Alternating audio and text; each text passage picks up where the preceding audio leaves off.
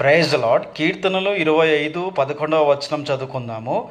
యెహోవా, నా పాపము బహుఘోరమైనది, నీ నామమును బట్టి దాన్ని క్షమింపుము.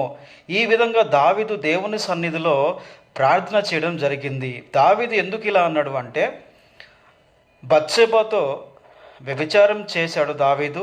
అదేవిధంగా బత్షెబ భర్త అయిన యూరియాను హత్య చేయించాడు. ఒకేసారి దావీదు వ్యభిచారం చేయడము, నరహత్య చేయడం అనేవి రెండు ఆ దేవుని ఆజ్ఞలను అతిక్రమించి పాపములు చేశాడు. కాబట్టి ఈ పాపముల నిమిత్తము ప్రభువున దేవుణ్ణి ఆయన వేడుకోవడం వలన మన దేవుని నామం ఏంటి అంట, తన ప్రజలను వారి పాపం నుండి రక్షించేవాడు మన దేవుడు. కాబట్టి దావీదు ఈ విధంగా ప్రార్థన చేయడం వలన దేవుడు దావీదు చేసిన తన పాపం నుండి రక్షించాడు. అదేవిధంగా మీరు ఏదైనా పాపం చేశారనుకోండి, మన ప్రభువైన దేవుని వేడుకోండి. దేవుడు మీ పాపాల నుండి మిమ్మల్ని ఖచ్చితంగా